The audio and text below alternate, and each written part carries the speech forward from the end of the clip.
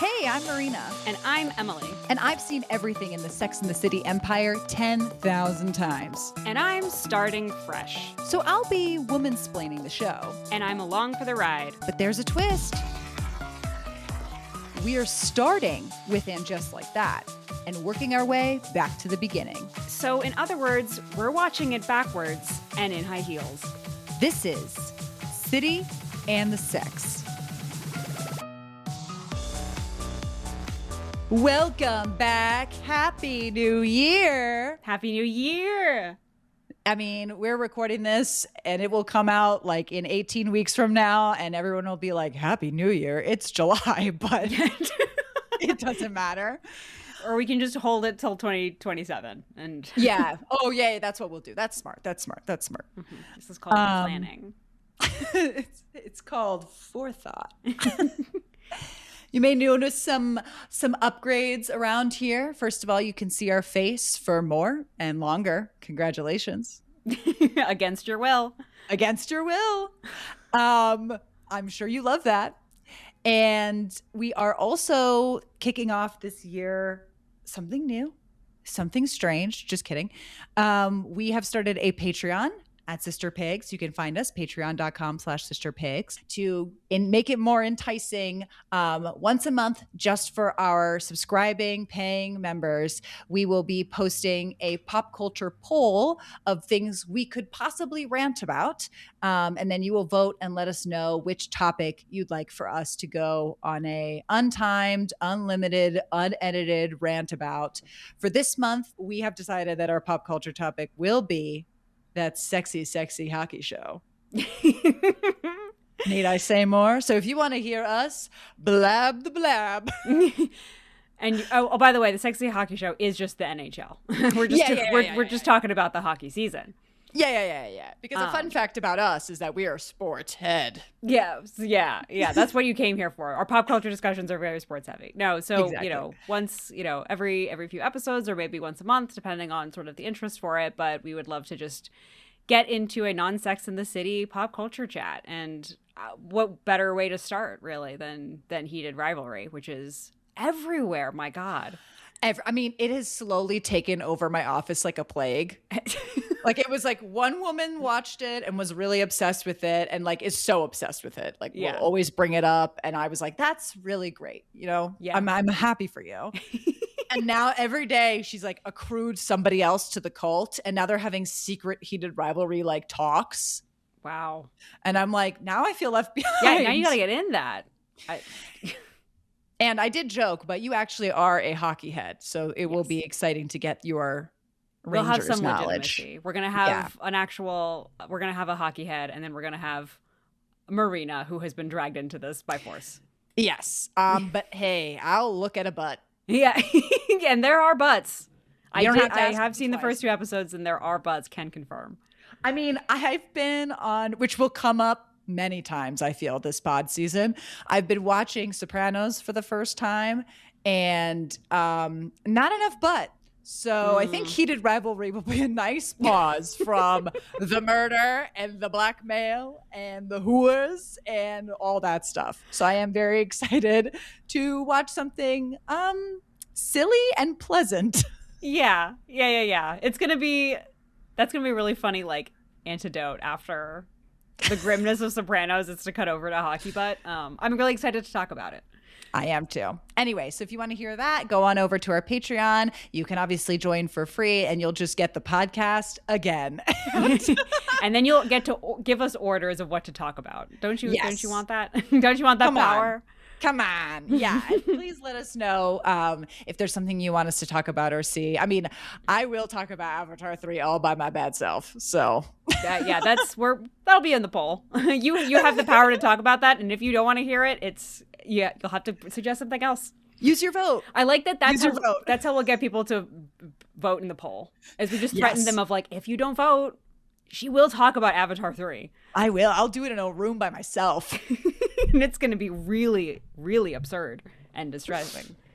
Well, here we are. We have made it to season 5 of Sex in the City. This season is only 8 episodes long. Quiz. Emily, do you know why? Is there a writer's strike that happens? What year are we in? That's a good guess.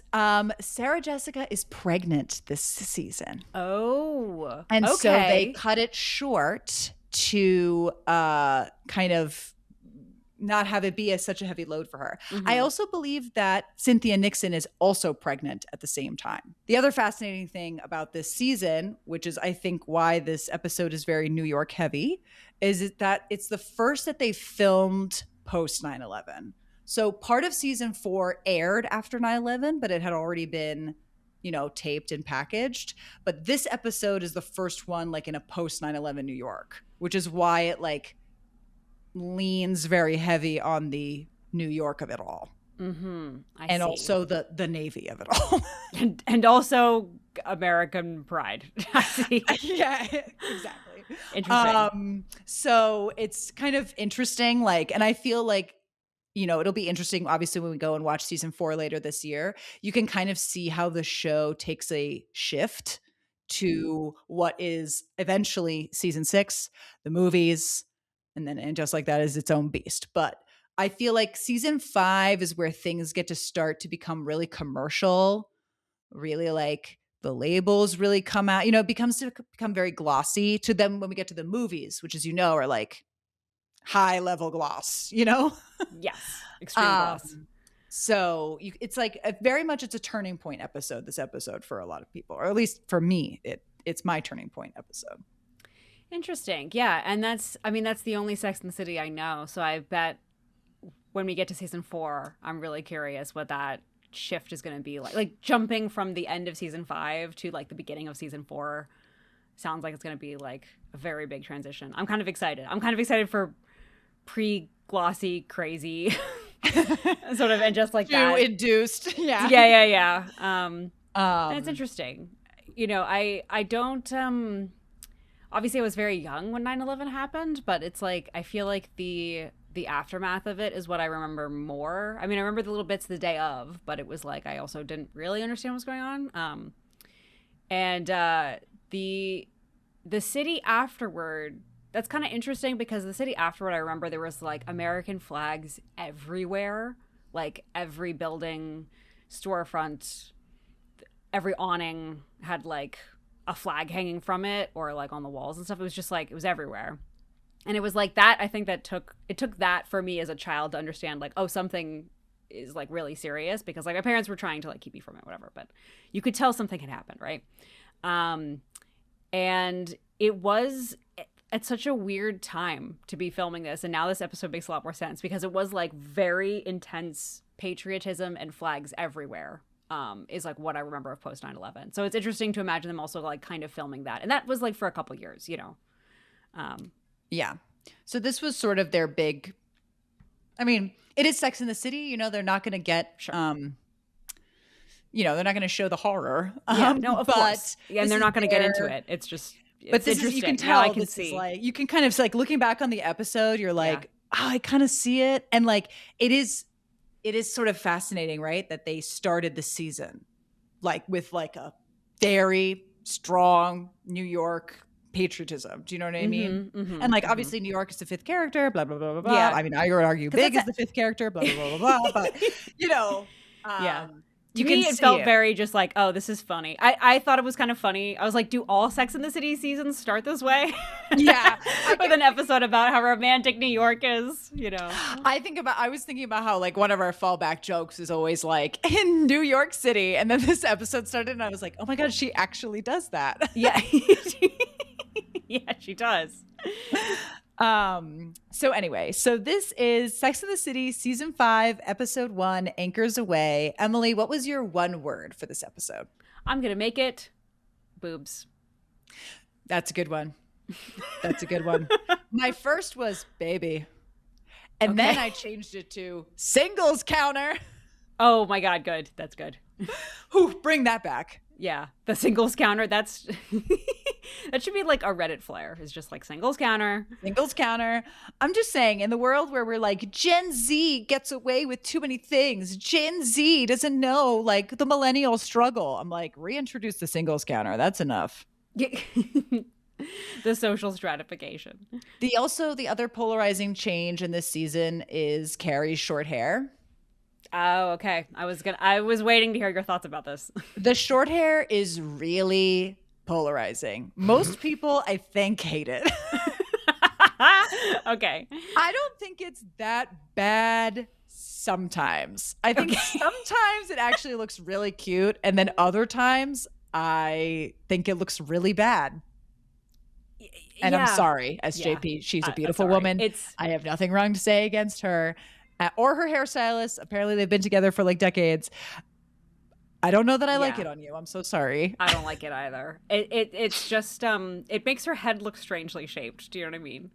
Like she turns her head, and I'm like, why does your head look so like long backward? You know what I mean? Like something is just strange. She also like keeps touching it.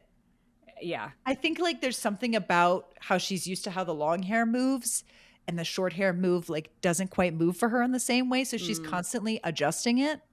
Yeah. Anyway, good to know that this is a thing we're going to have to deal with. Okay. Yeah. So then she grows it out next season. So, and then she goes brown. And then she goes brown and everything goes into chaos. Yeah. So we open with Carrie near the Plaza Hotel, and she's sort of waxing poetically about being single in New York. And she says, you know, the great thing about being single is any night of the week you can go to Paris, which is a very famous movie theater. Have you actually ever been there? I don't think so, actually. It's one of those places that I always walk past and I look at the movies that they're airing. They're usually like older classic movies. And I'm always like, I should come here. And then I never do. Yeah. You know, but in the spirit of things like that is also very New York, is being like, yes, I should do that. And you don't do it. That looks cool. I should go there. And haven't been there once. Exactly. And then she says, joy for two, for one. And you see her like enjoy the movie by herself. Again, great facting from SJP here. Face acting. Yep. She's really giving us in love with the screen. I also do like that it's Paris. It's like maybe unintentional foreshadowing. Oh, yeah. Well, because the big Paris thing technically has happened at this point. But for you, it's foreshadowing. For me, it's painful trauma. No. Okay. So then the girls are at brunch and it's like a hard cut to Samantha being like, and fucking Richard. And then Carrie makes the joke that's like, and I cut from like having the perfect New York day to a less than perfect New York day. And we learn that, or I guess you learn that Richard has cheated on Samantha by engaging in cunnilingus with another woman, and Samantha walking in on that. Classic.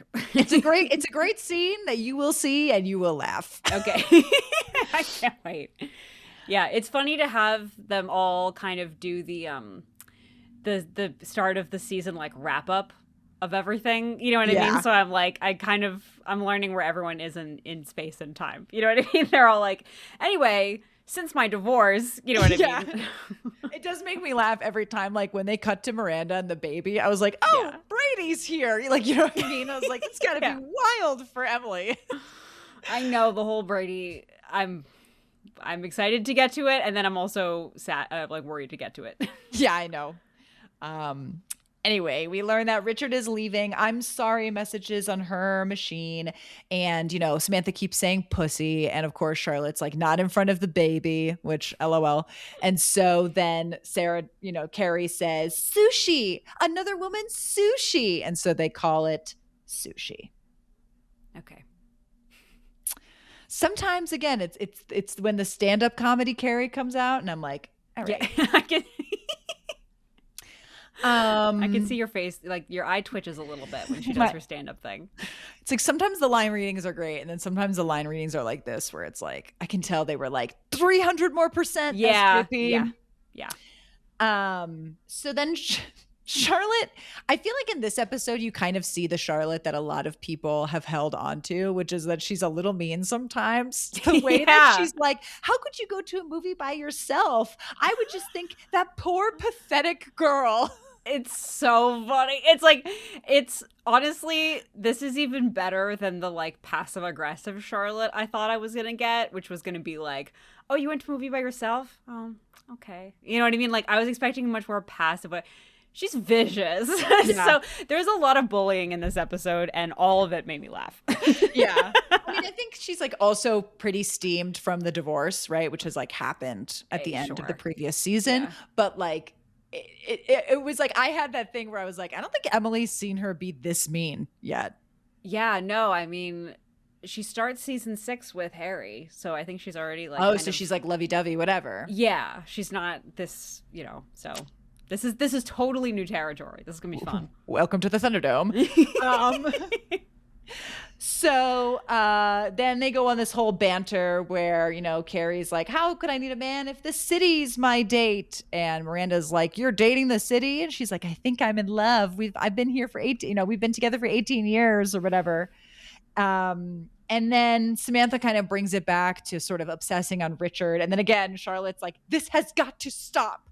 Cut him out of your life and move on. And you're like, okay. And then she poses the grand theory that there are only 2 great loves in your life. Right?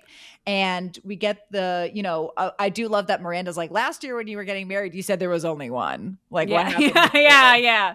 Funny how that works. And then she's like, it has to be a love that changes you. And then they go around the table and Charlotte's like, I had my 1. Miranda's like 0. Which says everything you need to know about Anne Just Like That. Yeah. Yeah. Noted. I gotta say, it's like coming from season 6 too, actually, is interesting because in season 6, when she realizes that she's into Steve, it feels very random. And now it feels even more insane for her to suddenly be like, oh my God, I'm in love with him. And then be such a quivering wreck about him. Whereas here she's like, fuck that guy. Yeah. He's not a core shaker. Yes, he's not a core shaker. And then I feel like later they're like, they're like trying to like do the entendre of that. But because that scene is so silly, you're like not paying attention. Yeah, I agree. Poor Steve. And then Samantha says, you know, I'm done with great love. I want to go back to great lovers. And then Carrie's like, oh, I don't know. And then Charlotte's just like, Aiden and Big. And then Carrie's like, well, I guess I'm done and I'm cooked. Thank you.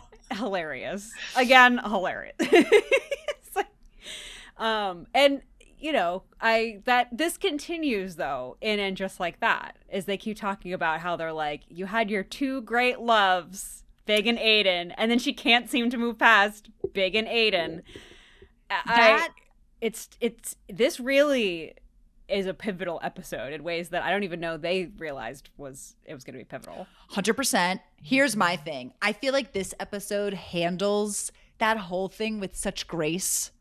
And like, we'll get into it. You know, it starts with that bullshit thing you read in a magazine, which we've all read, right? Whatever it is, you know, or on TikTok, people are like, if he wanted to, he would. Like these little slogans that you just pick up, you know? Oh, you have 2 great loves. Fine. And then by the end of the episode, it's like, that's BS. There's hope, right? Like even through the cynicism, even through the pessimism, like you got to have hope. The fact that And Just Like That confirms there are only 2 great loves, doubles down on 2 great loves and does not like, I was really thinking like when we were rewriting And Just Like That, I was like, I definitely want to have a love interest for Carrie at the end. That's like a new one. And I couldn't sense why. And then this episode reminded me, which is like, it's like to prove that there's like more love out there to do what this episode effectively did, that the entire series of And Just Like That destroyed could not do. Yeah. And burned to the ground. Yes, 100%, 100%. It's so fun to be back in Sex and the City, by the way, where we have like hope, and hope, like the outlook on life is generally positive. So then, of course, Samantha is like, "Fuck love," and then she turns to Charlotte and is like, "I gave you sushi. I need fuck." Perfect scene. No complaints. Happy to, again, to your point, happy to be back. Happy to be here. Thank you, ladies. the girls are walking, and then Samantha clocks, seaman 12 o'clock, and it's the Navy boys here for Fleet Week. Hilarious. I love the slow pan over all four of their faces. Like Charlotte's sort of like creeped out, Miranda's sort of like isn't into it, and then Samantha's like smiling and winking, like perfect. Yeah. All of these reactions that if you're the sailor, you're like, I don't know. You're like, is she I don't know who to react to. And then Samantha is like, we should go out. We should hang out with the Navy boys. And everybody's kind of like, no, why would we do that? Carrie says, hang on there, Pearl Harbor. Okay. Very hilarious joke. And then Miranda goes, or Carrie's like, if we're going to give dedication to this country, we should go downtown and shop and not, be trying to flirt with these Navy boys. And then she's like, who's with me? And they're all like, yeah. And then Miranda's like, I forgot the snuggly. The way that Samantha throws her in the cab. This is vicious. Hilarious. Hilarious. I mean, again, Vicious. Back to the bullying, like so much bullying happens between this group of lifelong friends in just the span of 30 minutes. It's crazy. It's so quick, to your point, how she just mentions they don't even try. You know what I mean? They don't even try, or they don't even try to kind of, oh, we want you to come, or, oh, that's okay, maybe another time. They don't even just immediately hail a cab and get rid of her so fast. They throw her into that cab. And nobody stops Samantha. That's what gets me. Yeah. It's like later when Miranda's like, Samantha couldn't get me in the cab faster. I'm like, all three of them couldn't get you in the cab faster. No one said anything. I'm like, those are some bystanders who did nothing. So mean. So bad. So then we cut. If I watching it, I was like, this is the fear I have in my mind about having children. It's this scene here. Yeah. No, it does. You know what I mean? This does, like, this is a triggering. On a visceral level, like this Your is life will fear be codified in a 2-minute scene. Yeah. Not even 30 seconds. I don't know. Yeah. Incredible. So then we cut to Miranda at home with Magda, and Steve is there, and she's sort of taken aback by that. And it's very clear that Magda is like trying to get them together, because she invited Steve over, and then she made sandwiches for Steve. She's clearly like trying to be a matchmaker. And then Steve asks, how are your nipples? And there's a whole repartee about this. Sure. Right. And he keeps offering help, and Miranda's like, that's what I've hired help to do, and sort of kicks him out. Ooh. But she loves him. Never forget. Apparently, yeah. So then we cut to Charlotte at home, and she's got the McDougal label on the door still. Obviously, Trey McDougal, her first husband. And she changes it to York. Very cute. Mm-hmm. And then we see Samantha at home, and Richard calls, and he invites her to sushi samba, which of course has upset her because sushi is now synonymous with vagina on this show. Mm-hmm. And I do think this is one of the best. This episode contains two of the best Samantha scenes of all time. The first one is this one. Okay. Where she comes into sushi samba looking amazing. First of all, one big long dangly earring and then no earring on the other ear. Bring that back. Yeah. Bring that back. Incredible look. And then that thick like belt that she's wearing. I mean, everything about this outfit is impeccable. Yeah. I want, it's like the way that she gets treated in the last few appearances is like not very flattering. You know what I mean? Like, it's nice to see Samantha kind of like quote unquote in her prime. Do you know what I mean? Exactly. Yeah, I was gonna say where you left off with her, she had cancer. So she had an afro, and oh yes, the afro. Rest in peace. So she walks in, and he's like, hello, gorgeous. And then he's like, I took the initiative to like order you a dirty martini. And the martini comes, and she picks it up, throws it in his face, and goes, dirty martini, dirty bastard, and just walks out. The way that she speaks has such a specific cadence. You know what I mean? Like, it's incredible. She speaks like both she and Carrie do this thing where they'll say a one-liner and then they deliver it in this very like theatrical way where they know it's a good one-liner. But for some reason, Carrie does it. I find it really grating and irritating. When Samantha does it, I feel so earned and correct. Yeah. Do you know what I mean? I think because she's like always kind of like, I think it's because her general attitude is, I'd fuck me. Yeah. That's how she like delivers the line is like, dirty martini, dirty bastard. You know? Yeah. It's like you wish you could fuck this, but you can't. I'm gonna throw this drink in your face. She talks like a dame from like a noir something, but like so vulgar. Do you know what I mean? Yeah, she's Humphrey Bogart. Yeah, it's just fantastic. And I love that she just got up and left. And that was it. Ugh. So funny. Nothing is funnier than just like a enter one line and exit. It's so funny. Shows need to bring that back. Yeah. I have not seen that in a while and like bring it back. So then we cut to Carrie at home. She's talking to Samantha on the phone, being like, I can't believe you did that. You know, I would never have the courage. How did it feel? And she's like, fabulous, but I'm angrier than ever. Like, I want to hurt him more.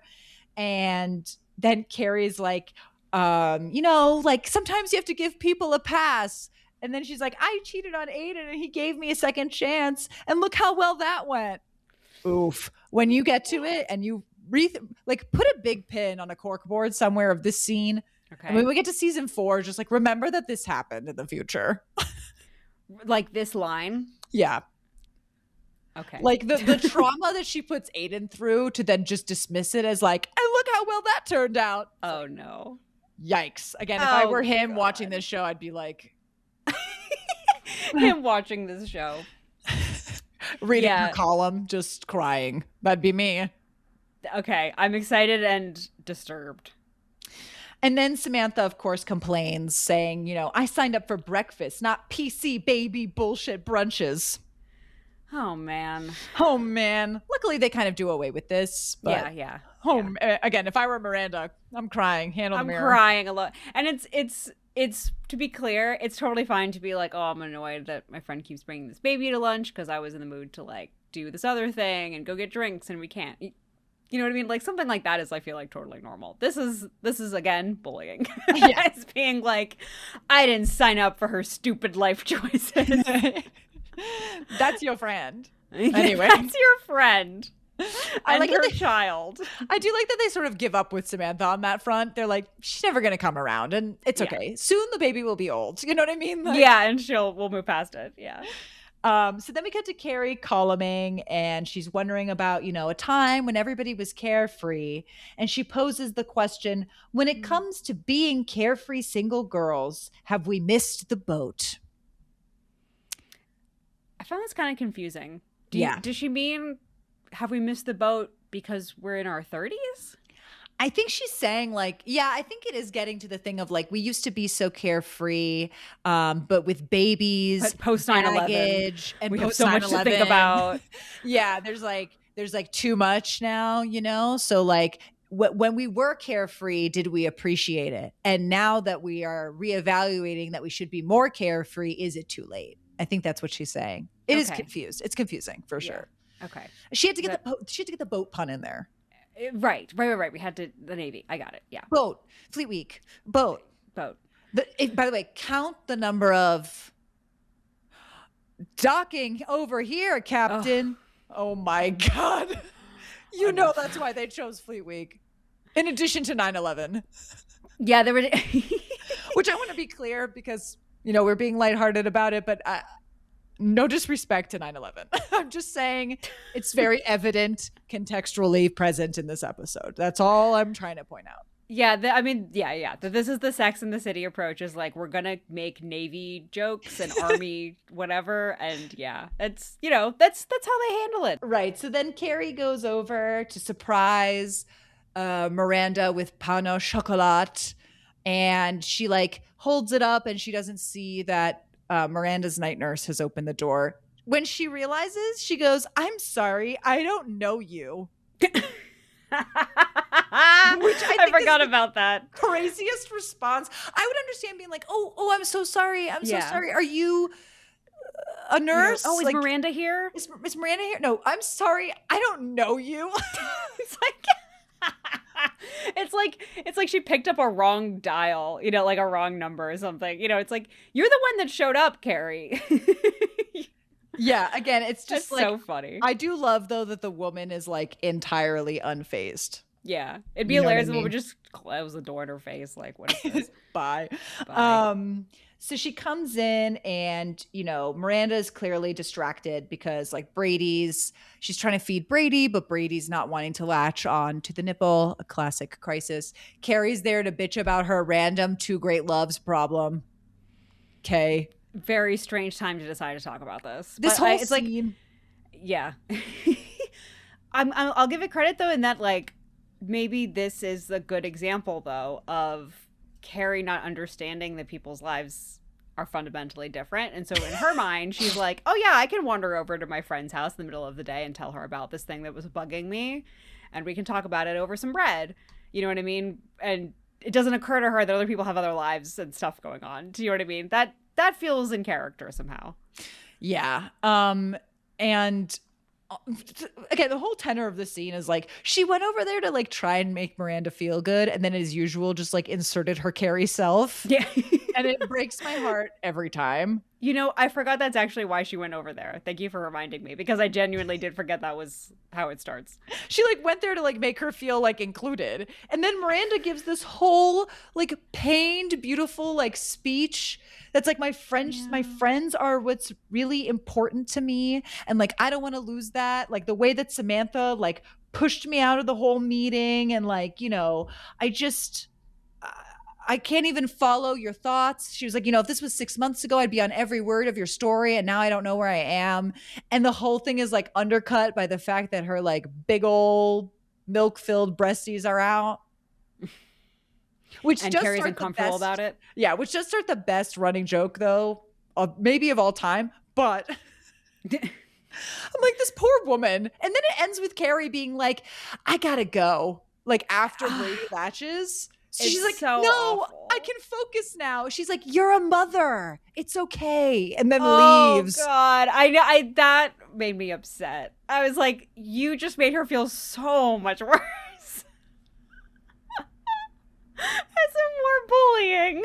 Yeah, you came over to make her feel better, and then the minute she was like, no, and then after giving the speech, and she's like, no, please stay. I want you to hang out. No, you're a mother. Do your mother thing. I'm gonna go.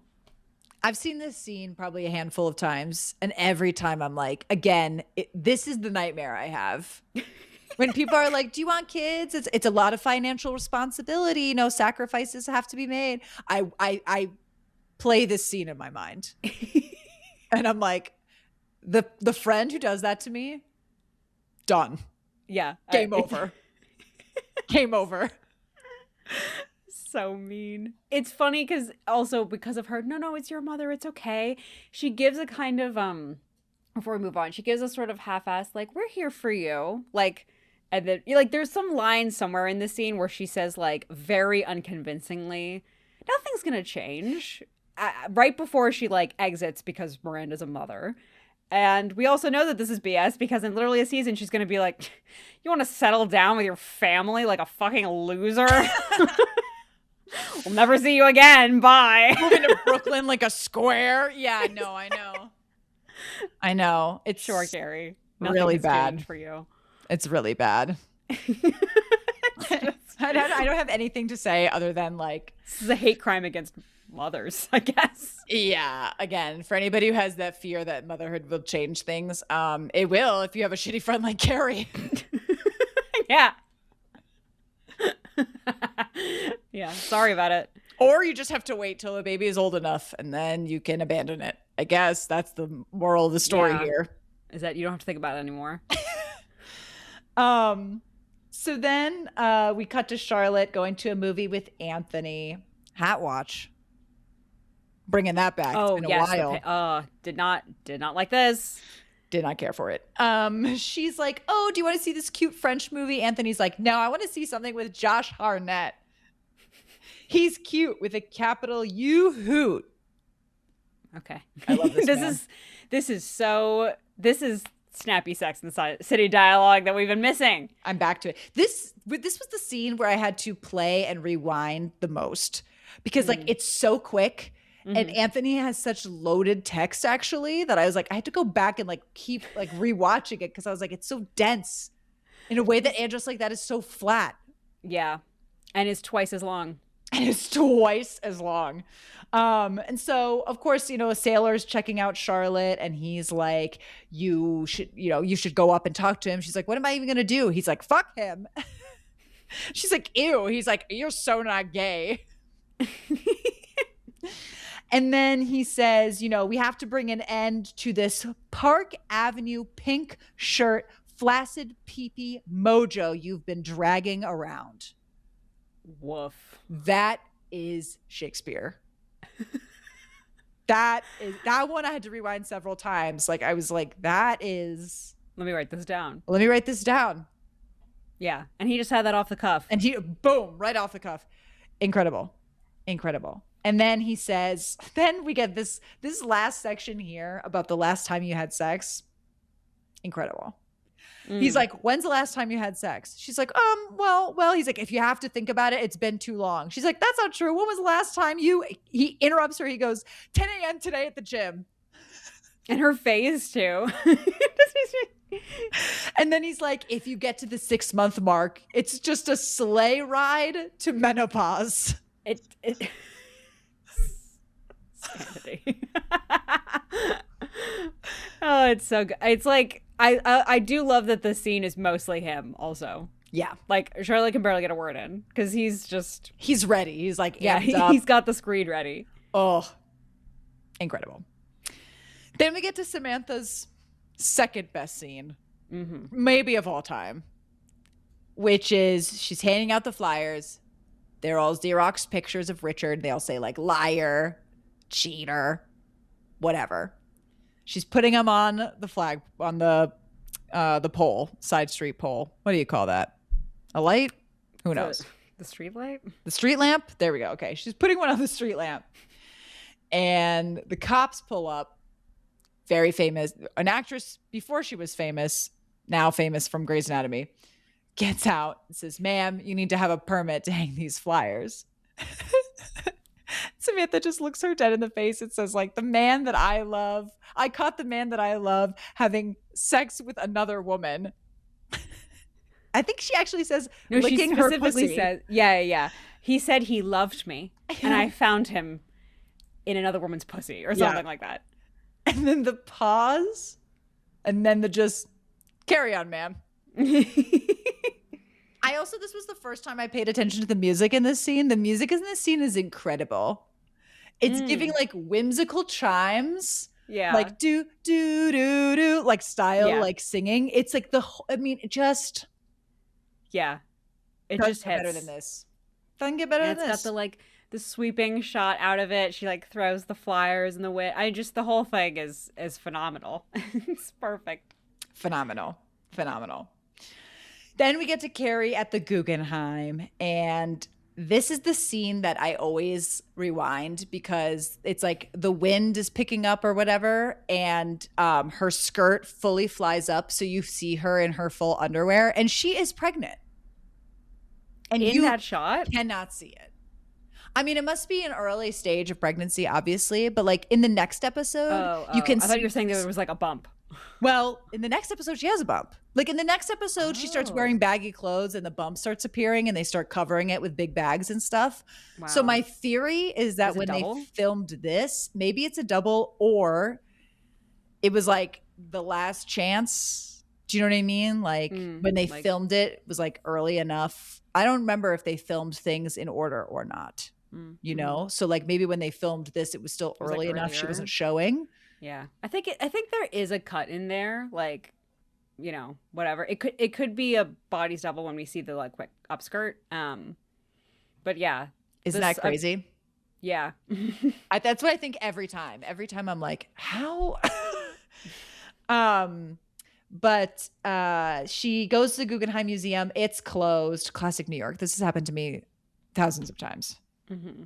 The rain. Well, at this point, in the early 2000s. At this point, she should know that they're all like closed on Mondays or whatever. You know what I mean? Like, sure, but like you forget.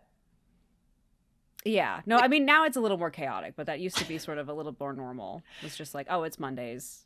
But also, I think she's just like, it's setting up a scene of chaos because she also says, like, in New York, the weather is so unpredictable. Yeah. And then it's windy and then it starts raining and stop. I'm like, yeah, that classic. Wind, rain. The weather. And then she manages to get like under an awning with this guy, and she's like, things go from bad to cute. The way that I still think the way that she trips in front of Berger's friends and embarrasses herself in that scene is still top. Yeah. This is like number 2. Yeah. On like most embarrassing Carrie moments. That's a good read. Where she just will not stop going at this man. I was begging for the scene to end. I was begging for a moment with the other guy to say something like, no, speak English. And then it's like, that's the punchline, is like, he has not understood a word that she has said because he's not speaking at all. But instead he just runs for his life. Yeah. Incredible. Just going. Prattling on and on. And then it's capped off with the famed aforementioned singles counter. The woman, by the way, this old lady, like this clip comes up on TikTok for me twice a month. Okay. This woman? Okay.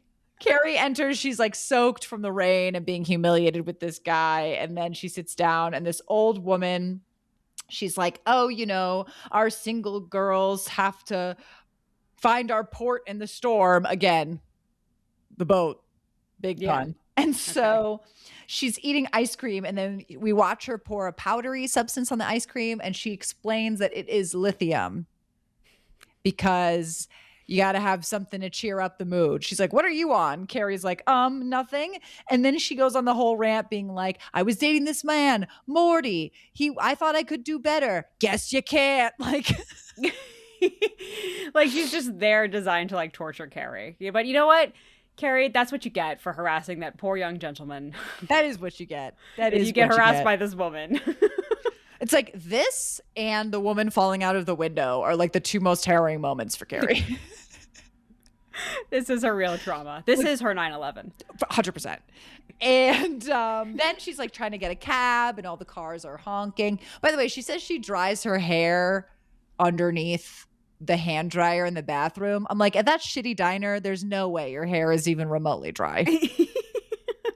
But whatever. Nice, you don't want to be wet anymore as an actress, and I respect that. Yeah. Well, is she? I can't remember. Did we miss the scene? Oh, I think we did. It was because when it starts raining, where she just lets out a scream at the sky. I like wrote that down because I was like, I want to hear Marina. I want to hear her thoughts on that because I was like, that's Marina's favorite thing when Carrie just screams. I love it. I do love it. I do love it every time. Yeah. I have done that many times. So it did resonate with me, the classic Carrie scream at the sky. I didn't know how she didn't scream at this old woman. Do you know what I mean? Like, I think she just should have kept screaming. Then when she yells at the cars, I'm like, again, more screaming. Yeah. You got to out crazy them. That's what we learned from 30 Rock. It's the law of the jungle. So she's trying to get a cab and she can't. And she's like, I am fresh out of great loves because, you know, New York has been a terrible boyfriend to her today. And the sailors help her out and they invite her out on a night on the town. And after telling Samantha, like, ew, no, I wouldn't be caught dead in Times Square. Lo and behold, there she is in Times Square with Charlotte and Samantha. And they look phenomenal. Yeah.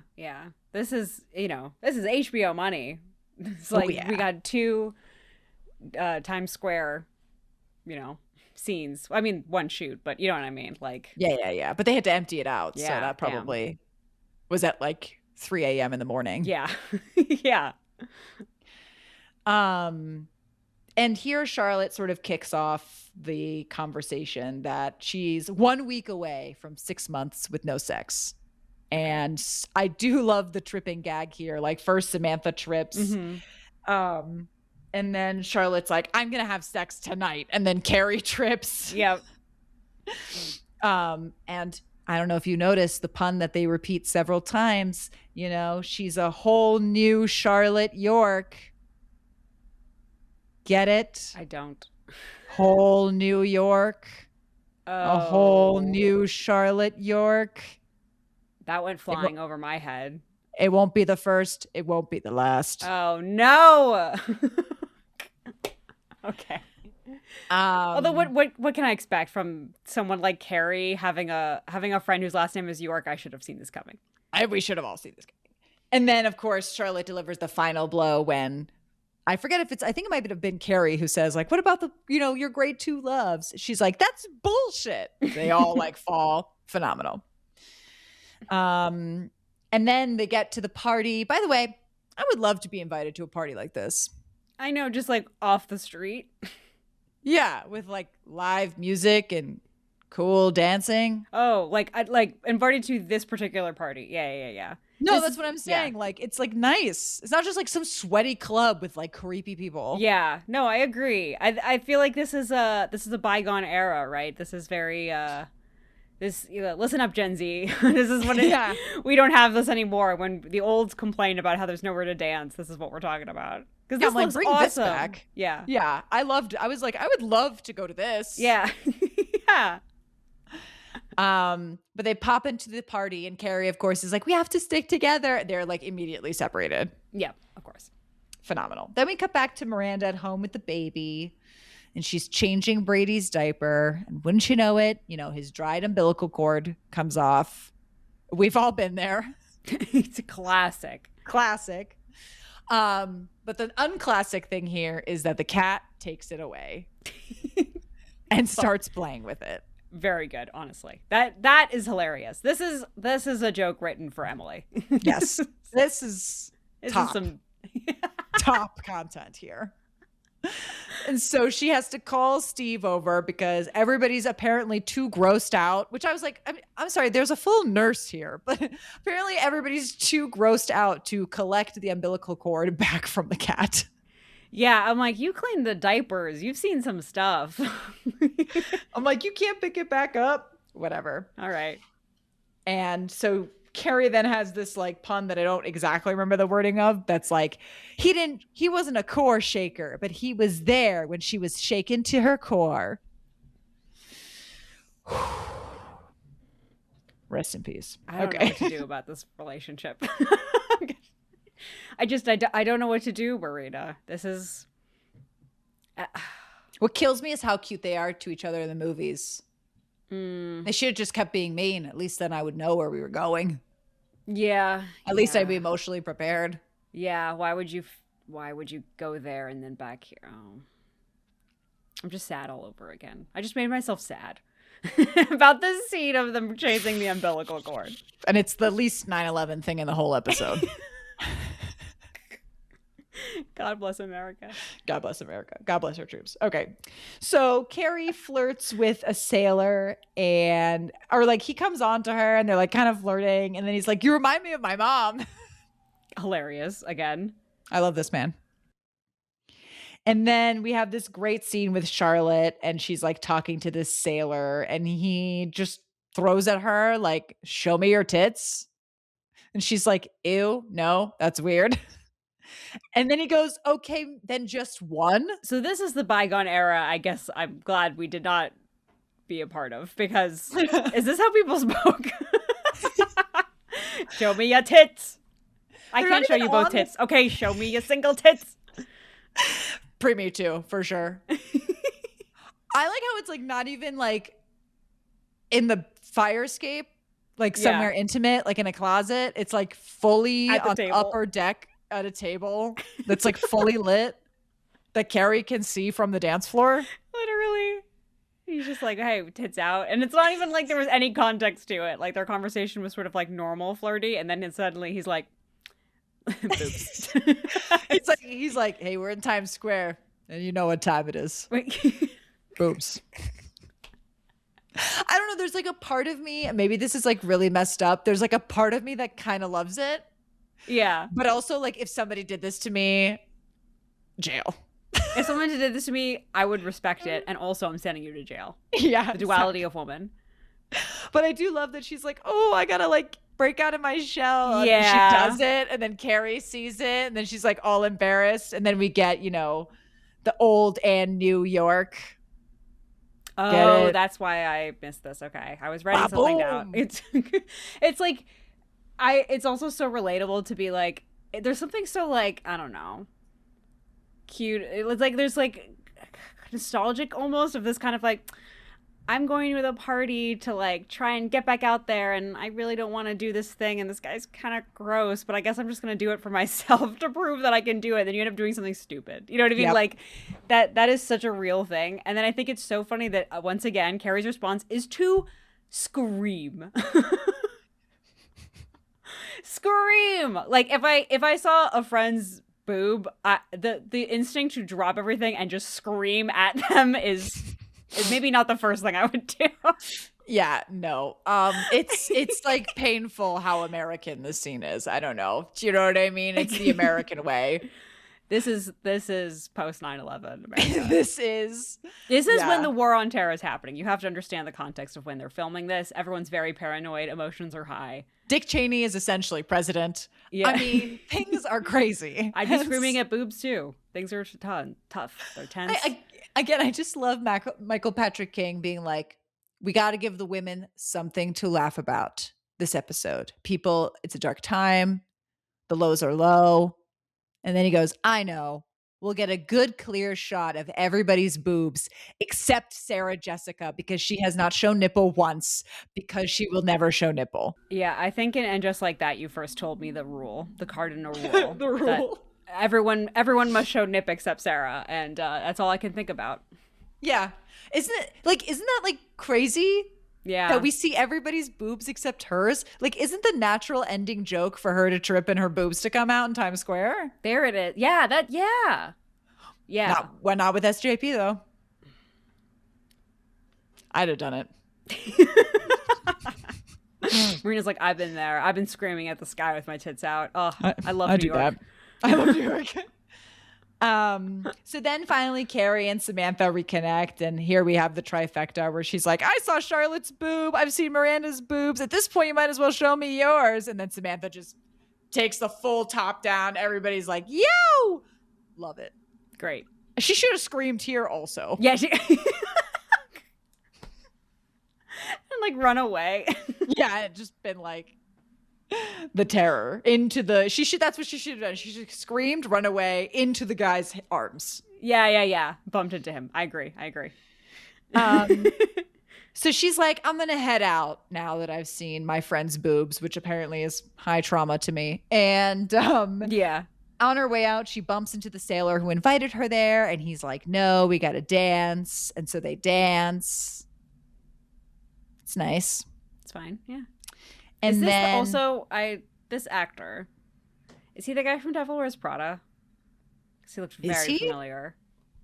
Well, he looks like the guy that like takes over the company, and so that's why immediately I was like, I don't trust this man, because he was evil in Devil Wears Prada. Well, I trust the mentalist with my life, and he was evil in The Devil Wears Prada, so that's true. I don't even know that actor's name. I would never be able to. He's just the mentalist to me. That's all he'll ever be. Daniel Sunjata, is that him? Yep. Played the role of a sailor on leave. Yep. He's in The Dark Knight Rises. Wait, he is? Our favorite movie. And he's in The Devil Wears Prada. You're right. I didn't never put that together. Dude, he's in The Dark Knight Rises. I'm looking at it right now. Okay, while Emily looks that up, this is where I'm going to explain the lore. We all know the Nolan trilogy, Batman Begins, followed by The Dark Knight, critically acclaimed, followed by Dark Knight Rises, which most of you probably don't even remember coming out.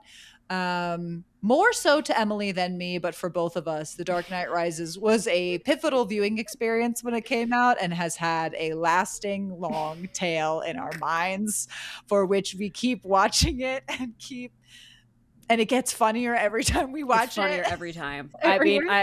One of these days, they put this on the Patreon poll. If you don't want us to, we can either discuss The Dark Knight Rises, or you can make me do the opening nonsense scene with the CIA man line for line.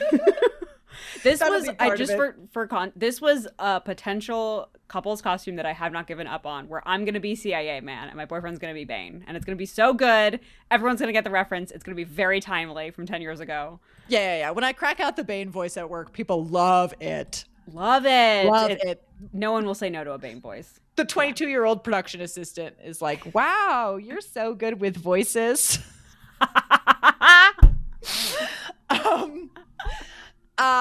Anyway, so the fact that this man is in Dark Knight Rises, this might have to be my favorite episode of Sex and the City.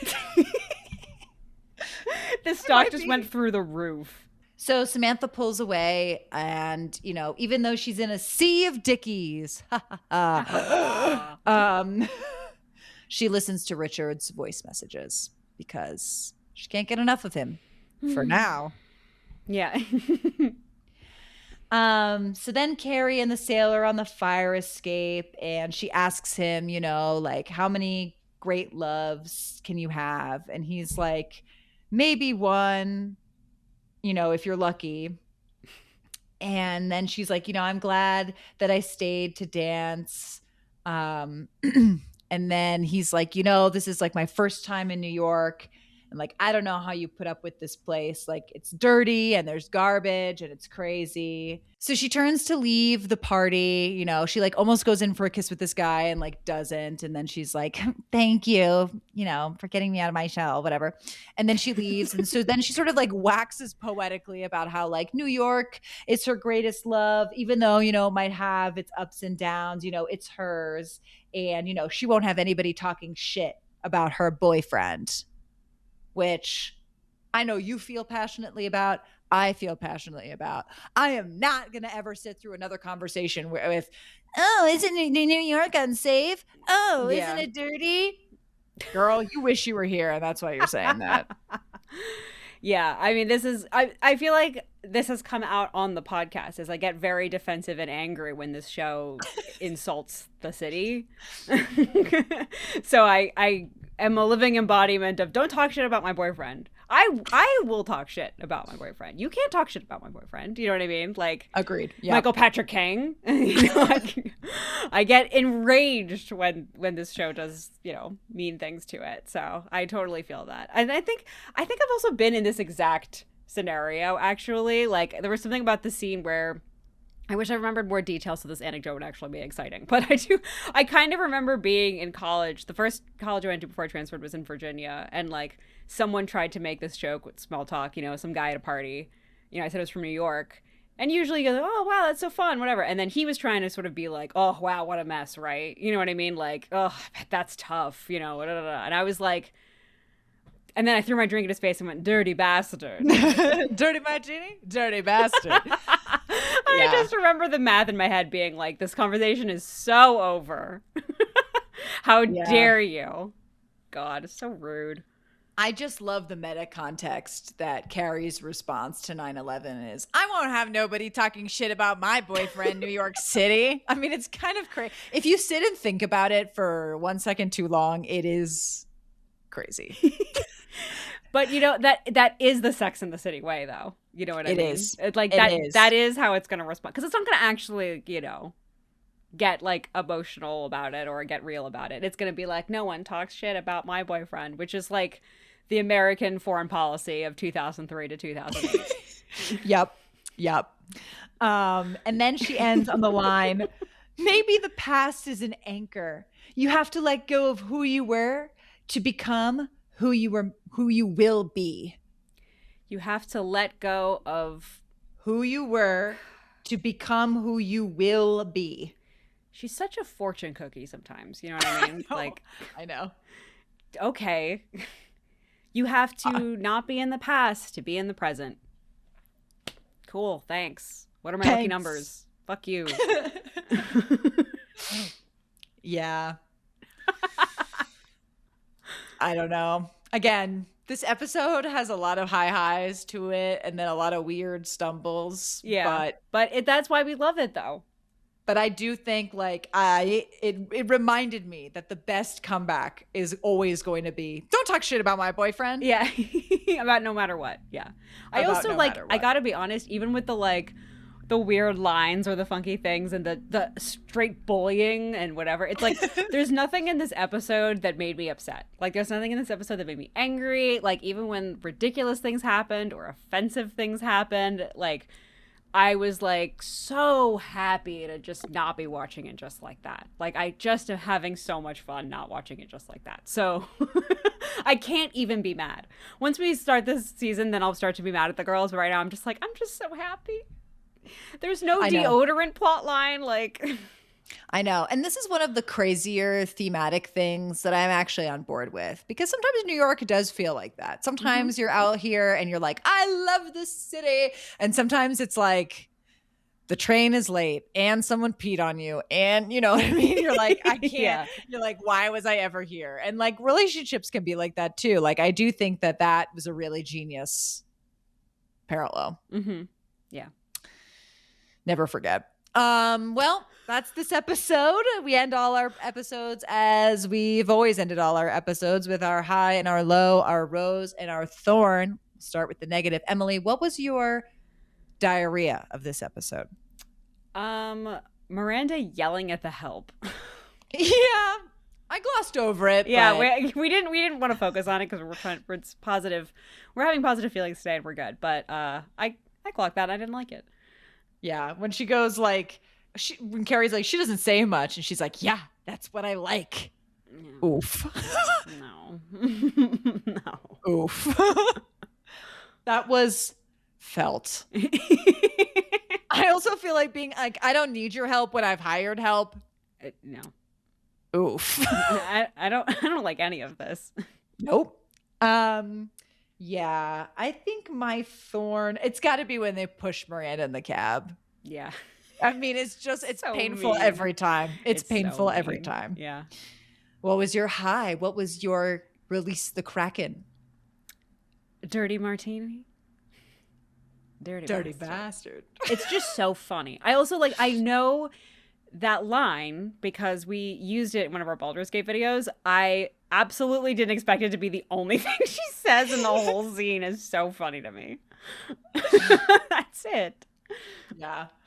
For me, I mean, it's I want to say the flyer scene. Yeah. Just the carry on, ma'am, is like, yeah. But if I had to choose a different character, I think it's the Charlotte with the sailor. There's just something about it of like that I think you coined it so perfectly when you spoke about it, which is that thing of like, I don't want to do this, but I'm either getting over a breakup or something. You know what I mean? Like, so I'm going to do it to like feel like I'm alive. Yeah. Yeah. But like, it's questionable, you know, like we've all been there. And I thought it was great. Yeah. Yeah. That's a good one. Well, this has been season 5, episode 1. We're glad to be back on the wagon at the start of this year. And if you want to be back on the wagon with us, then you will go to our Patreon, patreon.com/sisterpigs, plural. YouTube made us make it plural, so now we got to be plural. I don't know why I'm like descending into Donald Trump tone here, but anyway. Your face. Enough said about that. Yep, you can follow us everywhere. You can watch another episode. You can loop it back. But until next time, bye.